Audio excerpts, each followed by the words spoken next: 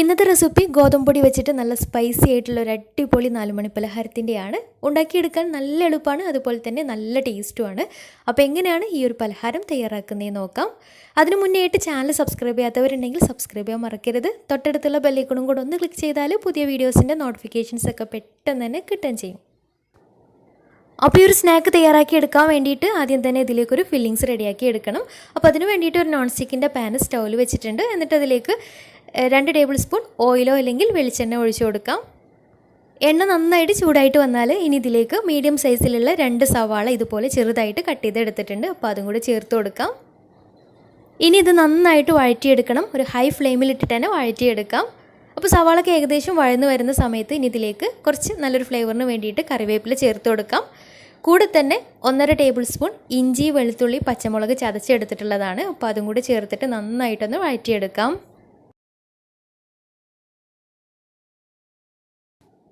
അപ്പോൾ സവാളൊക്കെ നന്നായിട്ട് വഴന്ന് നല്ല സോഫ്റ്റായിട്ട് കിട്ടിയിട്ടുണ്ട്. ഇനി ഇതിലേക്ക് മസാലകൾ ചേർത്ത് കൊടുക്കാം. അപ്പോൾ ഒരു 1/4 ടീസ്പൂൺ മഞ്ഞൾപ്പൊടി, 1/2 ടീസ്പൂൺ മുളക് പൊടി, പിന്നെ ചേർത്ത് കൊടുക്കുന്നത് 1 ടേബിൾ സ്പൂൺ ചിക്കൻ മസാലയാണ്. ചിക്കൻ മസാലയ്ക്ക് പകരം ഗരം മസാല ചേർത്ത് കൊടുത്താലും മതിയാവും. ഗരം മസാല 1 ടേബിൾ സ്പൂൺ ഒന്നും ചേർത്ത് കൊടുക്കേണ്ട, 1/2 ടീസ്പൂണൊക്കെ ചേർത്ത് കൊടുത്താൽ മതിയാവും.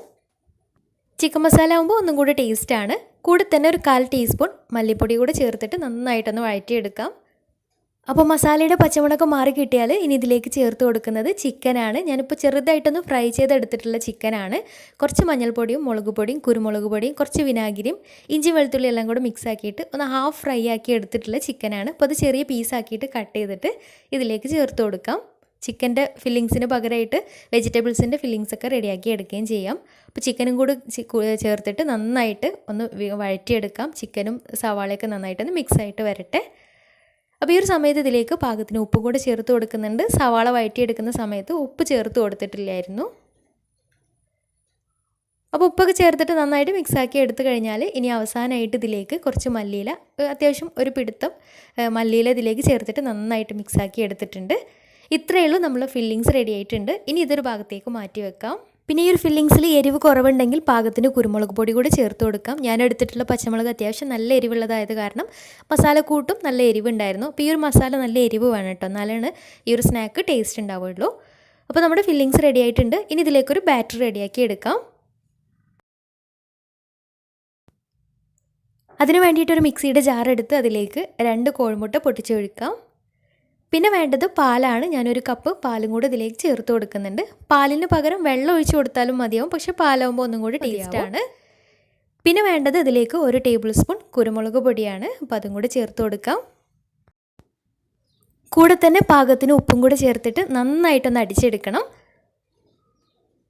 അപ്പോൾ ഇവയെല്ലാം കൂടെ നന്നായിട്ട് അടിച്ചെടുത്തതിന് ശേഷം ഇനി ഇതിലേക്ക് 1 കപ്പ് ഗോതമ്പൊടി ചേർത്ത് കൊടുക്കാം. ഗോതമ്പൊടി കൂടെ ചേർത്തിട്ട് ഒന്നും കൂടെ ഒന്ന് അടിച്ചെടുക്കാം. ഗോതമ്പൊടി ചേർത്തിട്ട് ഒരുപാട് സമയം അടിച്ചെടുക്കണം എന്നില്ല, ജസ്റ്റ് ഒന്ന് മിക്സായിട്ട് കിട്ടിയാൽ മതിയാവും. ഇനി നമ്മുടെ പലഹാരം റെഡിയാക്കി എടുക്കാം. അപ്പോൾ അതിന് വേണ്ടിയിട്ട് ഒരു നോൺ സ്റ്റിക്കിൻ്റെ കടായി സ്റ്റൗവിൽ വെച്ചിട്ടുണ്ട്. എന്നിട്ട് അതിലേക്ക് ഒരു 1/2 ടേബിൾ സ്പൂൺ ഓയിൽ ഒഴിച്ചു കൊടുക്കാം. ഓയിൽ എല്ലാ ഭാഗത്തേക്കൊന്ന് സ്പ്രെഡാക്കി കൊടുക്കണം. ഇനി ഇതിലേക്ക് നമ്മൾ റെഡിയാക്കി വെച്ചിട്ടുള്ള ബാറ്ററിൻ്റെ പകുതി ആദ്യം ഒഴിച്ചു കൊടുക്കാം. എന്നിട്ട് ലോ ഫ്ലെയിമിലിട്ടിട്ട് ഒന്ന് അടച്ച് വെച്ച് ഒരു 2-3 മിനിറ്റ് ഒന്ന് അടച്ച് വെച്ചിട്ടൊന്ന് വേവിച്ചെടുക്കാം. ഏകദേശം ഒരു ഹാഫ് വേവായി കിട്ടിയാൽ മതിയാവും, പെട്ടെന്ന് തന്നെ വെന്ത് കിട്ടുകയും ചെയ്യും.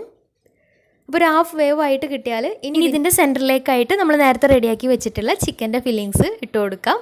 എല്ലാ ഭാഗത്തും കവർ ചെയ്യുന്ന രീതിയിൽ വേണം ഫില്ലിങ്സ് ഇട്ട് കൊടുക്കാൻ വേണ്ടിയിട്ട്. ഈ ഒരു ഫില്ലിങ്സും കൂടെ കൂട്ടി കഴിക്കുമ്പോഴാണ് ഈ ഒരു സ്നാക്കിന് നല്ല ടേസ്റ്റ് ഉണ്ടാവുക. അപ്പോൾ എല്ലാ ഭാഗവും കവർ ചെയ്യാൻ വേണ്ടിയിട്ട് ശ്രദ്ധിക്കാം. ഇതിൽ നിന്ന് മുകളിൽ കുറച്ചൊന്ന് സ്പ്രെഡ് ചെയ്യാൻ വേണ്ടിയിട്ട് കുറച്ച് മാത്രം 1 ടേബിൾ സ്പൂൺ ഈ ഒരു ഫില്ലിങ്സ് മാറ്റി വെച്ചിട്ടുണ്ട്. ബാക്കി മൊത്തമായിട്ട് ഇതിൻ്റെ മുകളിലേക്കായിട്ട് സ്പ്രെഡ് ചെയ്ത് കൊടുക്കാം. ഇനി ബാക്കിയുള്ള ബാറ്റർ ആദ്യം സൈഡിലൂടെ ആയിട്ട് വേണം ഒഴിച്ചു കൊടുക്കാൻ വേണ്ടിയിട്ട്, എന്നാൽ മാത്രമേ കറക്റ്റായിട്ട് ആ ഒരു ഷേപ്പിൽ കിട്ടുകയുള്ളൂ. ആദ്യം സൈഡിലൂടെ ഒഴിച്ചിട്ട് ബാക്കി എല്ലാ ഭാഗവും കവർ ചെയ്യുന്ന രീതിയിൽ ബാറ്റർ ഒഴിച്ചു കൊടുക്കാം. എന്നിട്ട് മുകളിലായിട്ട് നേരത്തെ മാറ്റി വെച്ചിട്ടുള്ള ഫില്ലിങ്സ് 1 ടേബിൾ സ്പൂൺ മാറ്റി വെച്ചിട്ടുണ്ടായിരുന്നല്ലോ, അതും കൂടെ വിതറി കൊടുക്കാം. മുകളിൽ കുറച്ച് മല്ലിയിലും കൂടെ ഡെക്കറേഷന് വേണ്ടിയിട്ട് ഇട്ട് കൊടുത്തിട്ടുണ്ട്. എന്നിട്ട് അടച്ച് വെച്ച് ലോ ഫ്ലെയിമിൽ ഒരു 15 മിനിറ്റ് വേവിച്ചെടുക്കാം. പെട്ടെന്ന് വെന്ത് കിട്ടും, മുട്ടൊക്കെ ചേർത്തത് കാരണം പെട്ടെന്ന് തന്നെ വെന്ത് കിട്ടും. അപ്പോൾ അത് ഏകദേശം മുകൾ ഭാഗമൊക്കെ നന്നായിട്ട് സെറ്റായിട്ട് കിട്ടിയിട്ടുണ്ട്. തൊട്ട് നോക്കുമ്പോൾ ഒട്ടുന്നൊന്നുമില്ല, ചിലപ്പോൾ ചെറുതായിട്ടൊരു ഒട്ടലുണ്ടാവും, പക്ഷേ അത് പ്രശ്നമില്ല. നമ്മൾ മുകൾ ഭാഗം ഒന്ന് ബ്രൗൺ കളറാക്കി എടുക്കാൻ വേണ്ടിയിട്ട് ഓയിൽ സ്പ്രെഡ് ആക്കിയിട്ടുള്ള ഒരു പാനിലേക്ക് മറിച്ചിട്ടിട്ട് ഒരു 3 മിനിറ്റ് വേവിച്ചെടുത്തിട്ടുണ്ട്. അപ്പോൾ ഇത്രയേ ഉള്ളൂ. നല്ല എളുപ്പത്തിൽ ഉണ്ടാക്കിയെടുക്കാൻ പറ്റിയ ഒരു അടിപൊളി 4 മണി പലഹാരമാണ്. തീർച്ചയായിട്ടും ട്രൈ ചെയ്ത് നോക്കുക. നല്ല ടേസ്റ്റാണ് കഴിക്കാനായിട്ട്. ചൂടോട് കൂടി കഴിക്കുകയാണെങ്കിൽ നല്ല ടേസ്റ്റാണ്. തണുത്താലും വലിയ കുഴപ്പമില്ല, പക്ഷേ ചൂടോട് കൂടിയാകുമ്പോൾ ഒന്നും കൂടി ടേസ്റ്റാണ്. അപ്പോൾ ട്രൈ ചെയ്തിട്ട് നിങ്ങളുടെ ഫീഡ്ബാക്ക്സ് താഴെ കമൻറ്റ് ബോക്സിൽ അറിയിക്കാൻ മറക്കരുത്. അപ്പോൾ ഇന്നത്തെ വീഡിയോ ഇഷ്ടമായെന്ന് വിചാരിക്കുന്നു. ഇഷ്ടമായെങ്കിൽ ലൈക്ക് ചെയ്യുക. ഫ്രണ്ട്സ് റിലേറ്റീവ്സിനൊക്കെ ഒന്ന് ഷെയർ ചെയ്ത് കൊടുക്കാനും മറക്കരുത്. അപ്പോൾ നല്ല അടിപൊളി വീഡിയോയുമായി വീണ്ടും വരാം. അതുവരെ take care. Bye. Thank U.